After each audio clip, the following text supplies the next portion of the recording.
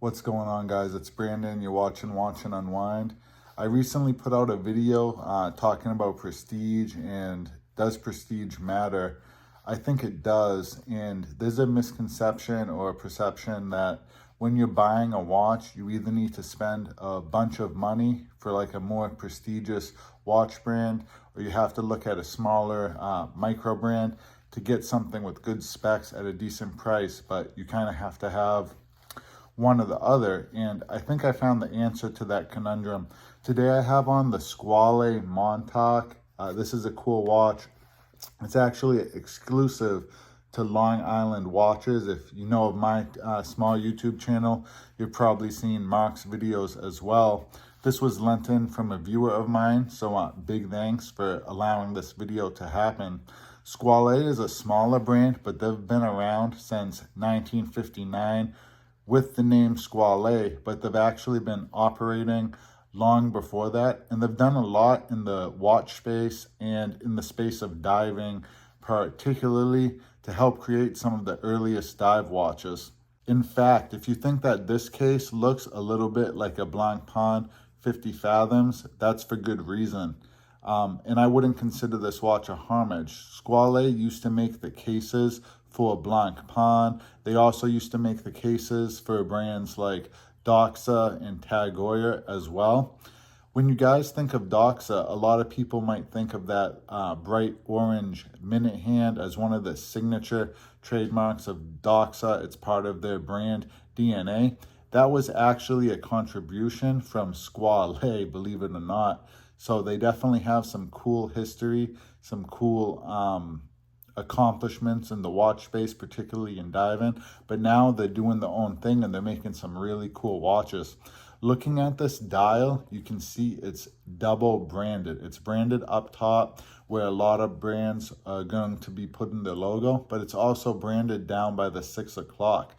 This is a nod to the past, as when they produced watch cases, they put their own logo down by the 6 o'clock on, say, a Blancpain's 50 Fathoms. And they still do that here. They do it now. But since Squale is the manufacturer of the entire watch, they also put the logo up top too. In person, it actually looks pretty cool. I like it. It's not overkill. It fits the watch, and it's just kind of a fun little nod to the past.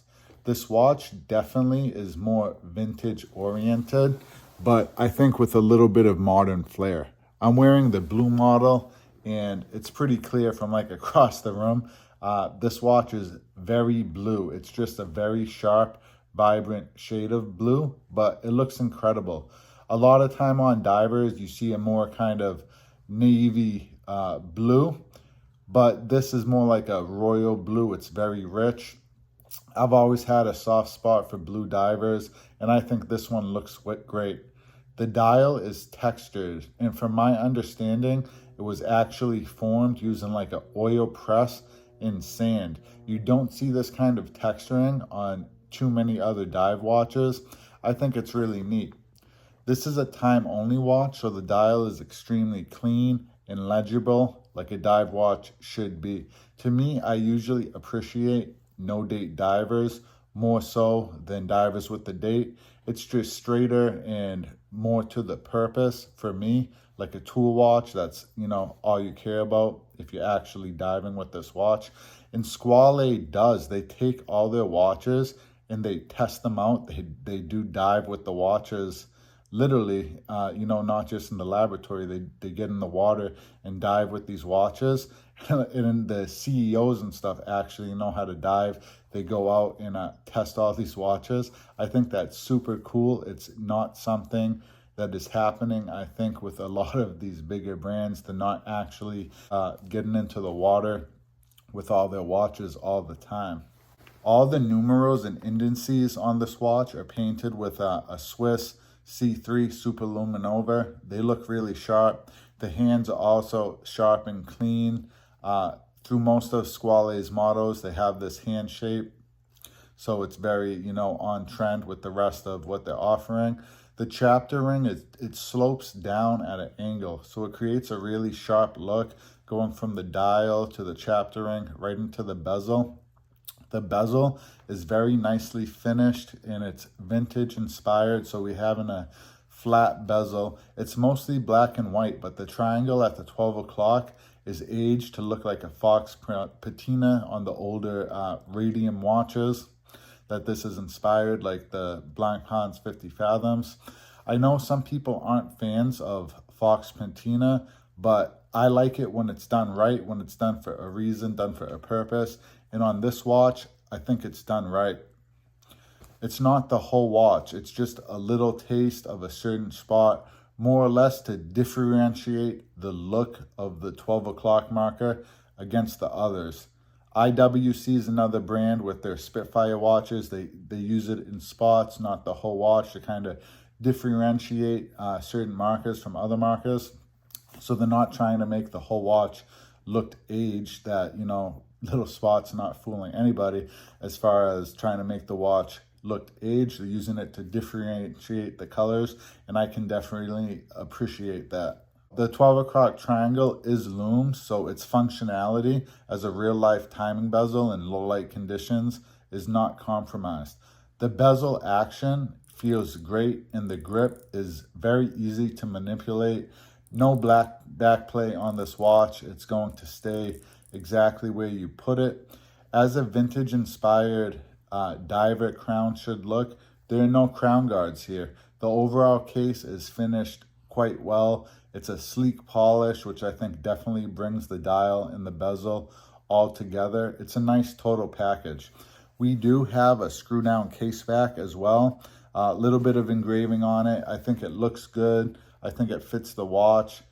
This watch is coming in at 38 millimeters and is 12 millimeters thick. It has a lug-to-lug measurement of 46 millimeters.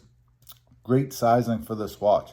But what's impressive is this is a 38 millimeter watch. A lot of these smaller, more moderately sized watch cases are coming in at 150 to 200 meters of water resistance maximum. But with this, we're getting a full 300 meters of water resistance.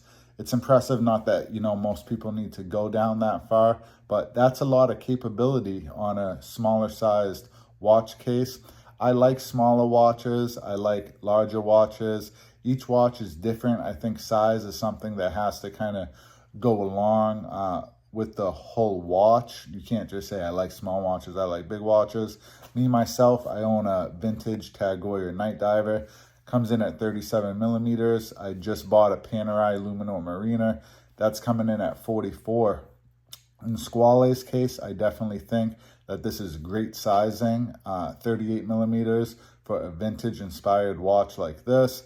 It's in line with the sizing of the Blancpain 50 Fathoms or the first Rolex Submariner. So I think it's a great look, and it feels really good when it's on wrist. In fact, you almost don't feel it at all on wrist, which is surprising for me.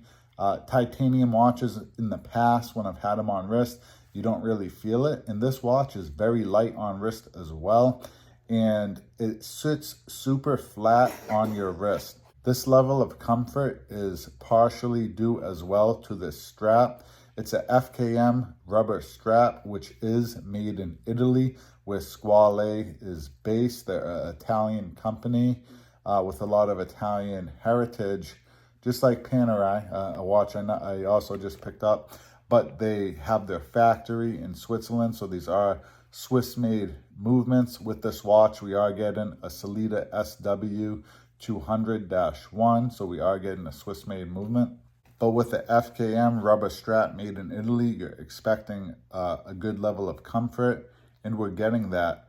But what surprised me was its level of flexibility. Sometimes rubber straps, while comfortable and high quality, they can be a little bit stiff, but this is very flexible. So it kind of just hugs your wrist when it's on, and it complements the flat case back very well. The buckle also looks great. We have a good level of polishing. We have the Squale logo, some very cool styling. I'm impressed with it. I think it fits the rest of the watch very well. This is a tropic style strap, which I always think fits vintage inspired divers very well. But what's different about this strap is that they've matched the same color of blue found on the dial, this very vibrant color of blue.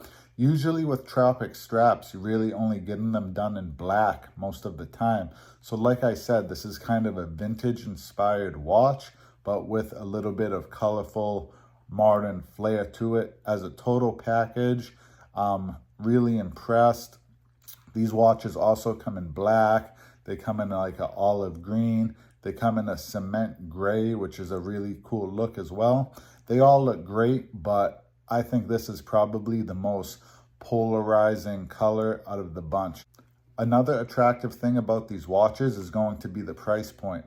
This watch comes in at $795 full MSRP, and that's about half of some of Squale's other models, but you can also find this watch on sale time to time on longisland.com. Like I said, this is a exclusive model to them, but coming in at that price point, I don't think we're compromising on looks or quality.